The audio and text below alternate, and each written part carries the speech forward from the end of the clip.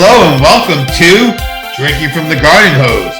I'm Obi. Of course, I'm here with Ed. You can get this podcast wherever you get your podcasts, including Spotify, Google, and Apple Podcasts. Make sure you like us, rate us, give us comments, and do me a favor. Share us with your friends and remind them that it's okay because half the charm is that we suck. Really, all the charm is that we suck. Don't we, Ed? How are you? I'm doing well tonight, Obi. I do think that the charm is that we suck, but we've made it to episode 5, and I gotta complain about getting old. And I know this whole show is about us being cranky old men in training, but I'm not so sure I'm in training for the old part. I am just getting old, and it's catching up to me. Waking up at 6 a.m. on the weekends and not being able to fall back to sleep, falling asleep at 10 o'clock on a Friday night because I'm tired. That's getting old. To me, the injuries that you sustain for no reason, and the only way that the bad knee heals is that the shoulder starts to hurt more, and you're like, forget my knee, now my shoulder hurts, and then the shoulder heals up because you twist an ankle just walking across the street. Oh yeah, getting old is the worst. And then you can't see anything. Your arms are too short. You end up getting readers. You're on readers.com. Like, do I need the blue lenses? What do I need here? So I got my readers here too. And I think that is probably the worst part about getting old as a man. My wife started wearing readers a couple years before I did, and I refused to because I thought I saw really well. Saw people at work go to the readers. And one day I just grabbed my wife's readers just for the heck of it and put them on. And I was blown away with how crisp the letters on the page were. I didn't realize over time they all got blurry, and that's not normal. Yeah.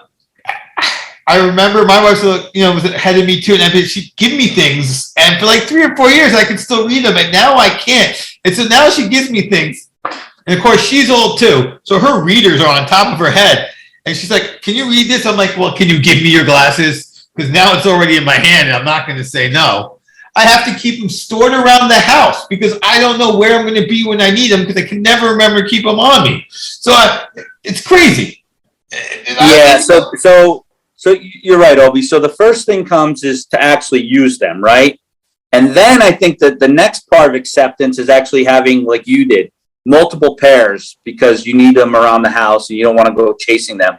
And I'm at that level too. I have multiple pairs. I have a one near my workstation, one near my dinner table, one near my bed. But I think the next level, and I haven't gotten to it, but it happens. Other guys have gotten there, is actually, not around my neck, but actually carrying them with me. Like, so for example, you go out to dinner and the menu comes and immediately, damn, I forgot my glasses, because you're screwed when the menu comes, right? And then you're at a table with a bunch of other old guys, and they all pull their readers out, and you're like, damn, I'm such a rookie. I got 2 things on that. Number one, I'm honestly considering getting a monocle to be what I carry around with me, just because it just seems easier to carry. But the other thing is, you're looking at these menus now, and they won't even give you a menu. You got to look at the menu on your phone because you got to scan some QR code and look at the menu on your phone, which of course doubles your need for the readers because it's on your phone, not your iPad or your computer screen.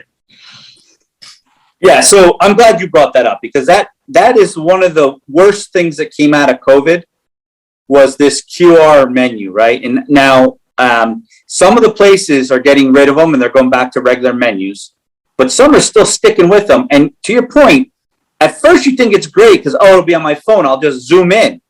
Well, then you only get to see one word at a time, and trying to scroll through a whole menu because it's basically a PDF on your phone, it's ridiculous. And then you lose your spot because you scroll too far, and then you scroll, and then by that time the waitress is at your table going, "Do you know what you want?" I'm like, "Do I know what I want? I want a bigger phone."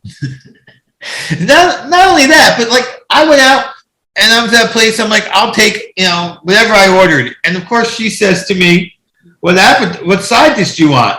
I didn't see the sides on the menu. I forgot to check. I'm like, "Well, sides?"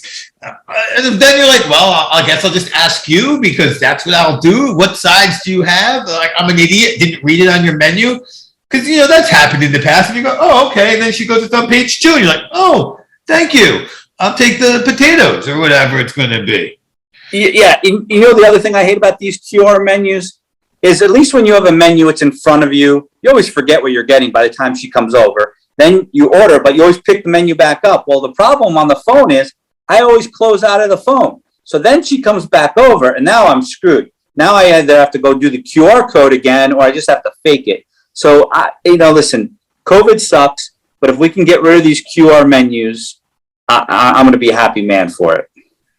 For sure. That they got to go. And of course, the other thing, you're always using the QR. Like, I don't know, with COVID sucking, I'm more likely to go out to eat to a restaurant when I'm on vacation anyway. So now I'm dressed up a little bit. I'm like, oh, I'm on vacation with my wife. And neither of us brought our glasses. We can't see the menus, and we don't know where we are. It's just, it's got to go. They have to not keep, although I do say, they are now adding the QR code to the bill as well, so you can pay directly from your phone, but they don't take Apple Pay on half the sites to send you to, so it don't help me. Oh, and by the way, let me tell you one last thing on this, and then I got something for you on vacations. The bill. Okay, let me just tell you, with the eyesight, the bill is the worst. It comes trying to read what the total was so that you can write the tip. The freaking lights are off in the restaurant. You can't see crap. I don't know. I bet you I've probably filled out multiple bills incorrectly over the past year and a half because I can't see crap. I'm writing the wrong tip amount. I'm adding it wrong. And it's not because I'm not good at math. It's because I can't see crap. And so that's the worst. Trying to pay your bill. The eyes hurt. And you know what? And the biggest problem, I've never done this, or maybe it's getting old. In the last year and a half, I have left my credit card at 3 different restaurants. And I'm convinced it's because I was focused on trying to read the damn bill that I forgot to take my credit card back out. Either that, or next week we'll be talking about memory loss. I mean, it could be that. So let's talk about some old stuff here. Vacations. You mentioned vacations. So I just got back from a vacation, and fortunately I was able to go away with my family. So my parents also went. And my dad and my mom were like, hey, you want to ride with us? I'm thinking, hey, if I'm going to save a couple hundred miles on my car, sit back and relax, we'll do it. But what I didn't realize is, when you don't drive your own car, you don't have control over the music. And I had to listen to my parents. I told them that it must have been the 40s or 50s. They tried telling me it was the 60s. But this stuff, Obi, it was pure torture. Well, that is something that generation after generation after generation has to deal with. You got to listen to your kids' music, and they got to listen to yours. I'm going to knock wood here.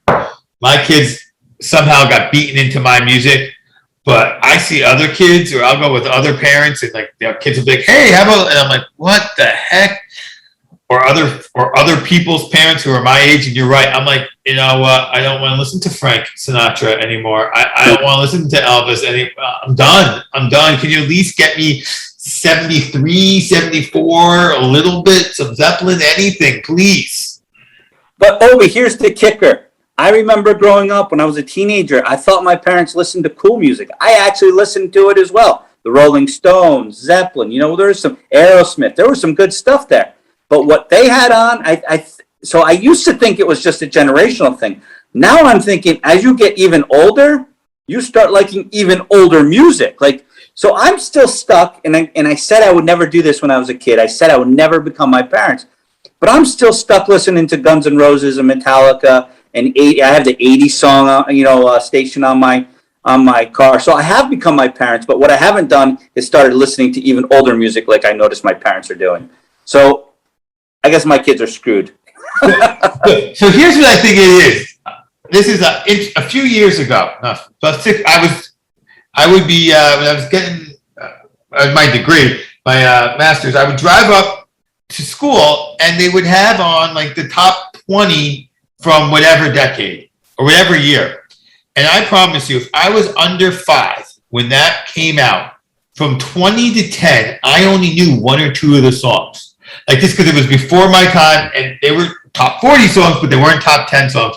And it wasn't until they got to the top 10 that I knew all the songs. So I think what goes on is that's probably how it is for us. Like we know the biggest bands, and then the smaller bands, we know they're great number one hit, but not even the greatest hits. And then when we get in the car with our parents, or our kids get in the car with us, we're like, not only are we listening to Guns N' Roses, but we're listening to My Michelle of Guns N' Roses. And my kids are like, wait, that song was never even released. What is that song? I know Welcome to the Jungle, and I know Paradise, but My Michelle, what are you talking about?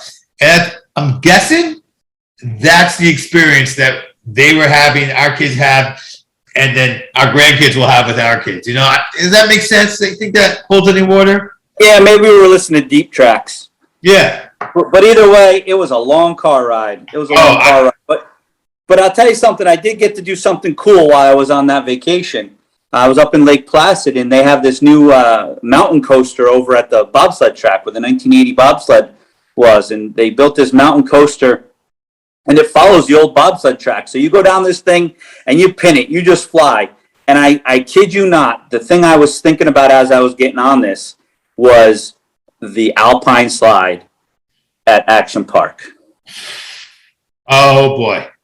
Now, back in the day, the young kids don't know this, but back in the day, Action Park was the greatest water/amusement park that was known to man. Ever. I mean, I'm sure some of the people listening to us who are a little younger have seen the Class Action Park special. And it doesn't do it justice because it only talks about how crazy it was, but it doesn't focus on how much fun it was. I went to Action Park usually twice a summer. Like, getting wounded at Action Park was how you started your summer and how you ended your summer. Like, we were talking earlier how you got old. No, you get hurt at Action Park. That hurt for 2 days, and it was just like, yeah, more wounds to start my summer. Fell off the Alpine slide at least twice. Still have a scar on my arm here. You know, if the person in front of me on that wasn't going full speed, they got hit and they got rammed into. That was it, stranger or otherwise. Like, if you don't have the guts, get off the ride.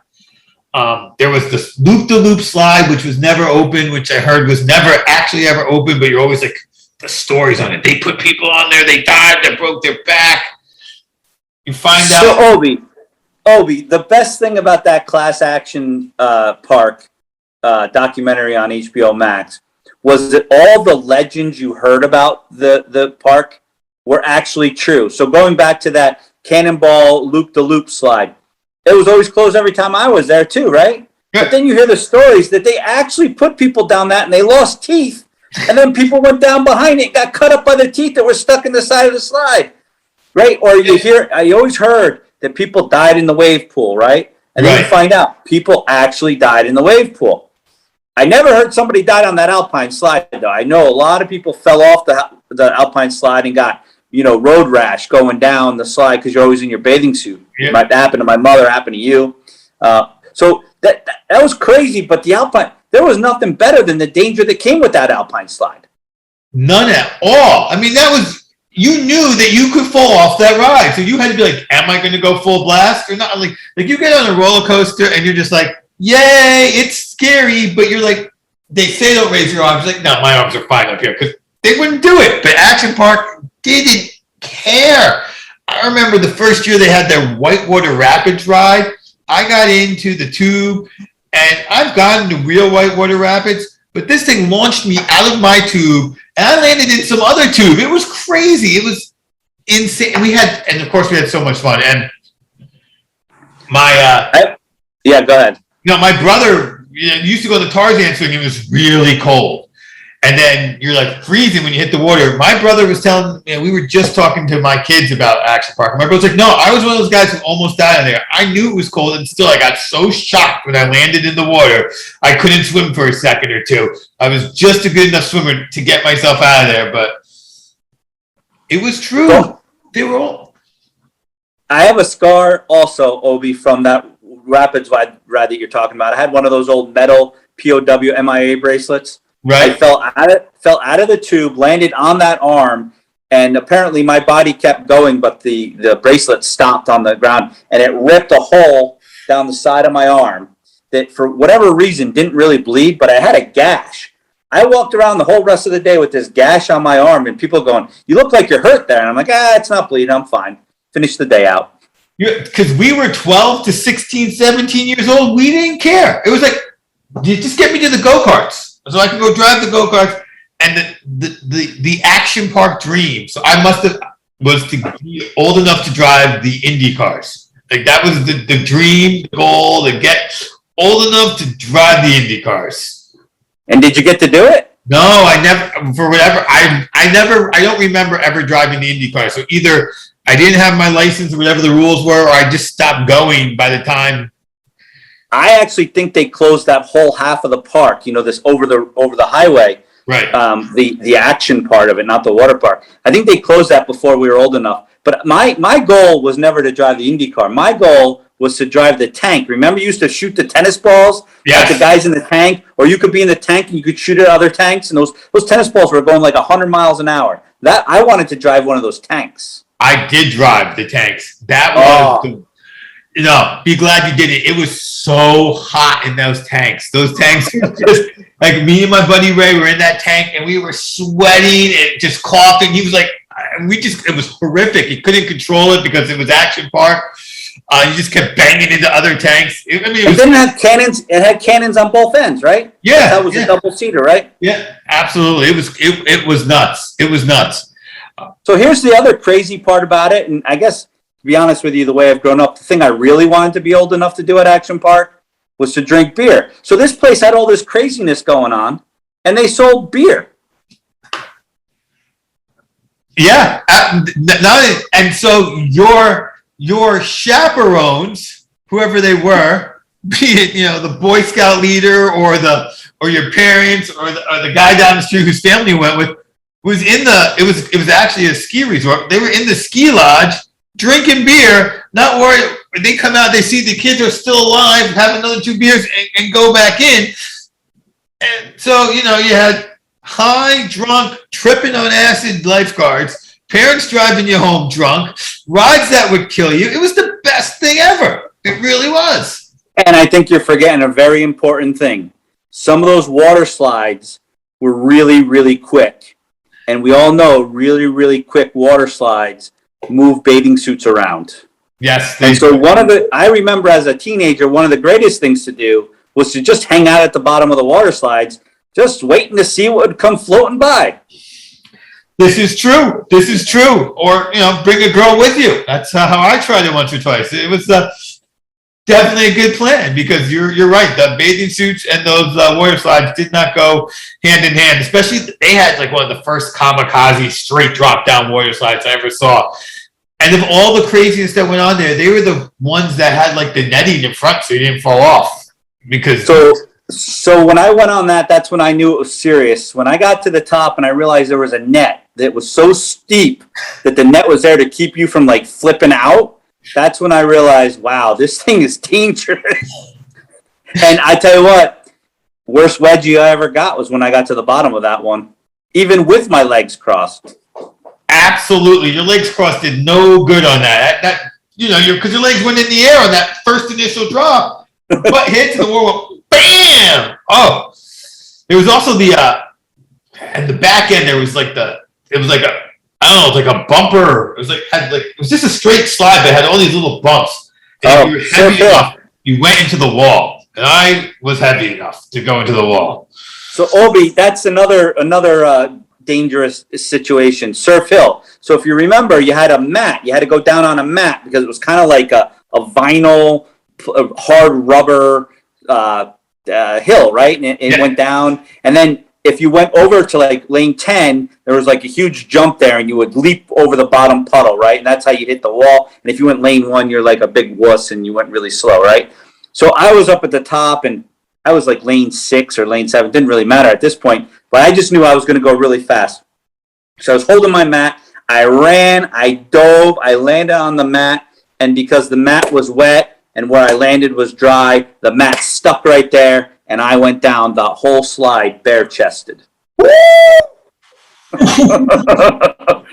was painful. I had like a permanent sunburn the rest of that day. Oh, and of course, it didn't stop you from going on any of the other rides. No, of course not. I was there. I had to have a fun day. But yeah, that sucked. I can imagine. The worst part? I still think the worst part is because everyone that was watching everyone do the jumps, I went down bare chested. I get off and people are like, oh, dude, that must have hurt. It was just my ego was crushed.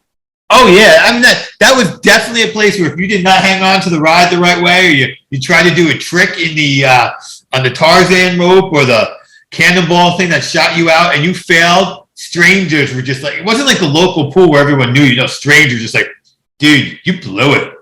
Oh, you would get it. You suck. Those chants. You'd get booed. I mean, it was like a performance park. You'd have to, like, your ego took a huge, you plummeted when you did something stupid like that. And as a guy, you never got cheered. No one gave a crap if you did something cool. Right. Yeah, you go to the Tarzan swing and you'd be like, all right, I'm just going to try to do the basic flip where it turns into a dive. You try to do more than that, you belly flop, people not making fun of you. And like you said, you see people do incredible things, and you're right. If it was a dude, it'd be like golf clap.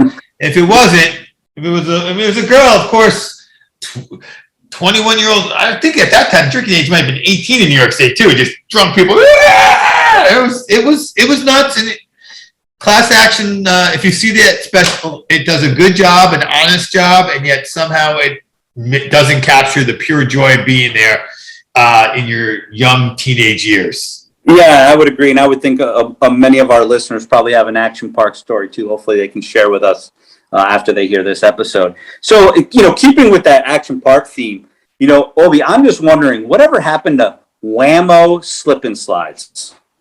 Remember those yellow pieces of plastic that you hooked to your garden hose, you put in your yard, and you made a mess of your yard. I know that, but it seemed like every kid on my block had one. I would slide down those things, and my dad would be all pissed because his front yard would be ruined. But it was a great time, and I'll never forget my aunt. She went down that thing, and I still remember to this day. And we're talking 30-something years ago. She goes down that thing, and all I heard was, "Ooh, ooh, ooh, ooh, it's cold." Ooh, ooh, ooh. And it's a great thing to get to from Action Park, because I think what happened to it is the spikes that held it down would cut people off, and they decided to get rid of it. They didn't have probably went the way of jarts. Yes, probably went the way of yards.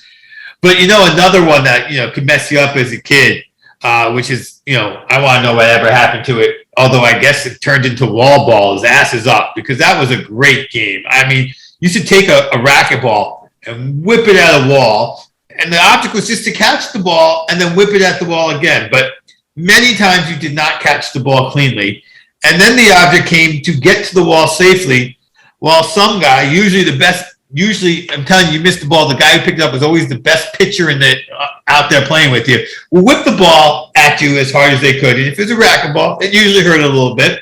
And if you got hit 3 times, then everybody got a shot because you stood on the wall, your ass up, and everyone took a shot at hitting you in the butt with the racquetball, which was never fun.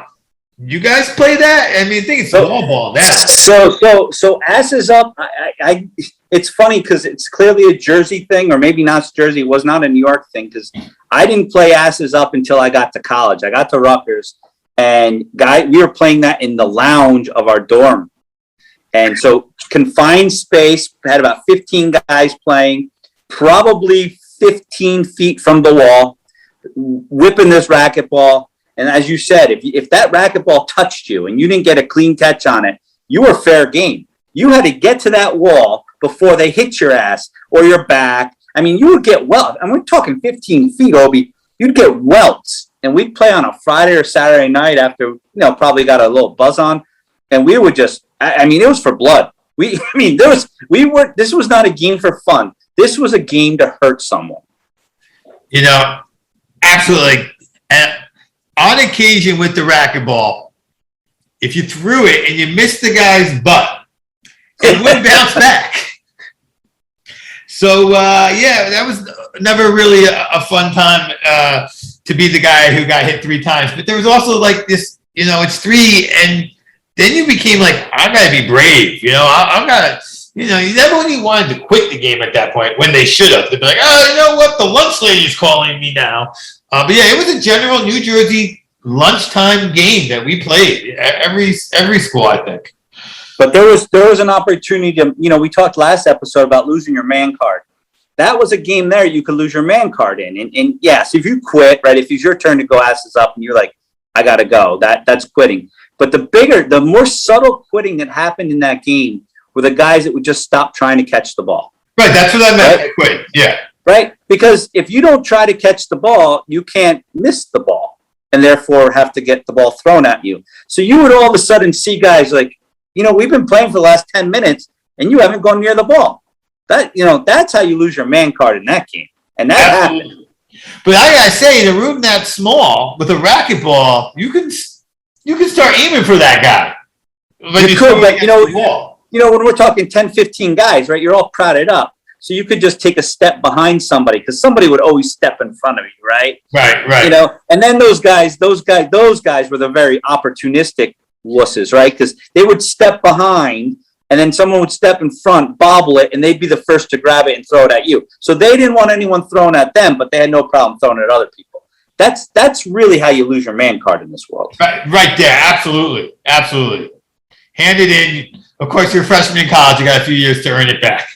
Yeah, exactly. But then they started drinking Zima and White Claw, and they never get it back ever again. So with that throwback to last episode, I think that I'd like to take this moment to remind everyone where they can find us. You can find us on Apple Podcasts, Spotify, Google, anywhere you get your podcasts. Remember to like us, share this with people, make sure they know who we are, leave us comments. We really, really, really want to hear your action park stories because we know you have one if you're listening to the show. And comment it wherever you find us so that we can start to call you out and give shout outs to you. Remember, the charm is that we suck.